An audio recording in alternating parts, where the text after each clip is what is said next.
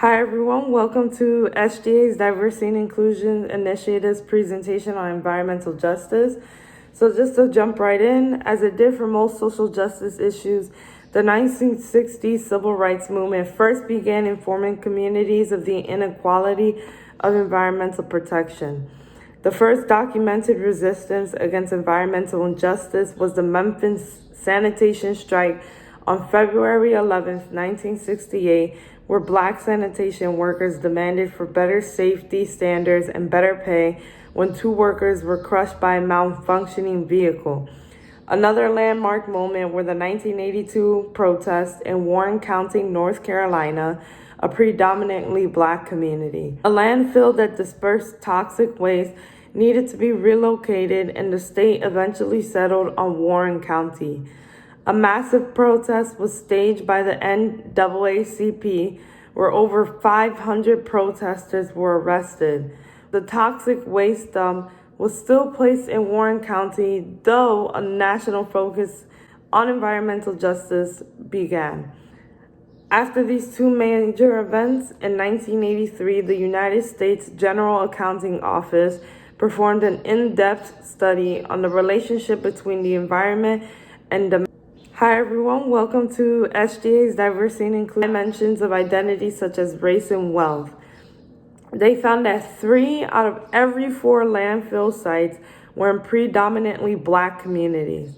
This proved that environmental racism is real and exists, and now the movement has expanded into what it is now.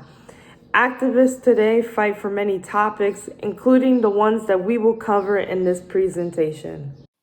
Washington, D.C. is the nation's capital, but is not immune to environmental injustice. D.C. is known for its transportation. The city is also dealing with remnants of redlining and housing segregation. This continually impacts the resources available to residents, as racial covenants were not deemed unconstitutional until 1948. However, by then, neighborhoods like Ward 4 had been transformed by those covenants and may reap the consequences today. Southeast and far parts of Northeast is where many African Americans were pushed due to these racial covenants that validated segregation. In Southeast, you can clearly see the differences in transportation and development. We drove multiple miles through Southeast, and there are metro stations and bus stops. However, compared to Northwest, there is a clear difference. On Georgia Avenue, Ward 4 is easy to catch a taxi, Uber, Metro, and more. There is easy access to 4 metro stations and 5 major bus routes, if not more. In Southeast, there are not as many transportation developments, which impact the resources the residents are able to access and access easily. I can easily access multiple free food markets in Ward 4. These markets are in every ward, which Southeast has 13. There are nearly twice as many markets in Northwest as in Southeast. Although there are markets left in Southeast, are those markets accessible for all residents, or are any of the other ones in the city accessible for them? You can see that Southeast compared to Northwest not only has less transportation, but also has less food options. The residents are being displaced and the city is rapidly developing with minimal regard to those who have been living in the area for years. However, Southeast is not the only part of DC that is struggling. Capitol Hill has been described by some as tent cities, showing how unaffordable housing prices are in D.C. At Union Station, a major metro station in D.C., this can be seen each and every day. The accessibility to sustainable resources is limited in the district because of the rising costs of living that benefit the white middle-class individual, therefore challenging the current residents, and therefore displacing them or reinforcing their lack of sustainability. These issues are rooted in environmental injustice and need to be addressed immediately. Thank you. So not only are there effects in the DMV area, but there's also many environmental effects within our nation as a whole. And one of those effects is air pollution, which has a great effect on human health. And it damages young people's brains in airborne and political decisions. So, for instance, in air pollution, it causes an estimated of 7 million premature deaths per year. That number is significantly high. And also in babies and in children, air pollution can greatly affect impaired immune system development in utero and impede childhood's cognitive development. According to the World Health Organization, 93% of children under 15 years of age breathe air that is polluted enough to jeopardize their own health. In 2016, an estimated of 600,000 children died from acute lower respiratory infections caused by polluted air. Now, the second effect on dementias of identity are unsafe homes. Unsafe homes can bring an effect in there being poor ventilation, dirty carpets, and pest infestation through substandard housing. This can lead to an increase in molds, mites, and any other allergens associated with poor health. Cold indoor conditions also has an effect on human health, which can also increase the risk of cardiovascular disease. Now, for instance, in New York City, low-income families face unsafe home conditions, pollution, and preventable health problems.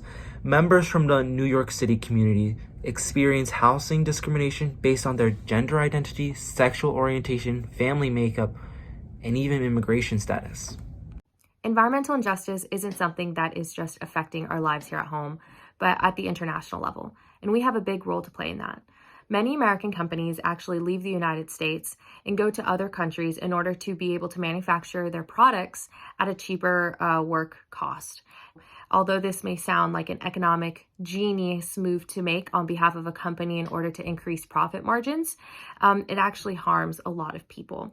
Some of these companies are referred to as maquiladoras, which are just companies that mass produce products of quick assembly. These companies don't always keep up with proper health or working guidelines. So the workers are typically females, and they have to put together all these pieces, and the gases may be toxic of the environment they're working in.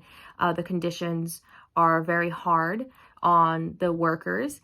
And one of the biggest impacts that these maquiladoras have is on the town that they're located in. So for example, if you are assembling a small train, right, at one of these maquiladoras, well, the parts themselves may not be as toxic, but the production of those pieces leads lead or leaves toxic and harsh chemicals into the water that is just dumped into the town by the factory. And so this water has led the people living there who are in a state of poverty and are unable to leave. They have little to no drinking water. They have shown many health defects, many health issues, either working directly in the plant or just living in the town that the plant is in, due to the air pollution and the water pollution and the inability to grow clean food in agriculture because the soil has also been contaminated.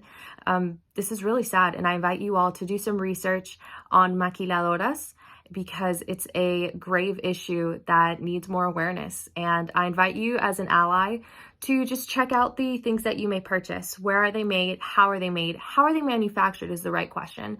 Although something may be made from an American company, a Chinese company, wherever it may be, the real question is, how are they being put together? Not always by who they're being put together. After learning about environmental justice and some issues it faces, the last question to ask is, what can you do? As with any social justice issue, the first step is educating yourself. Continue to research issues that impact vulnerable communities and what actions are being done to solve these issues. By learning about the injustices and oppression brought about environmentally, you can then assess your own biases and prepare yourself to take physical action. The second thing you can do is support underprotected environmental laws. As we attend school in the nation's capital, we have an advantage most other students don't have because the federal government is in arm's reach of us. The Safe Drinking Water Act is an under-enforced policy abused by major corporations to oppress vulnerable neighborhoods. We should also keep ourselves informed on the injustices that happen in Washington, D.C. because we are guests here. A great place to start at CUA is through SGA's Environmental Initiative as well as CUA's Environmental Health and Safety Department. Thank you all so much for listening, and we hope that after this presentation, you will become an advocate for environmental justice and help create a greener, environmentally just planet. Thank you.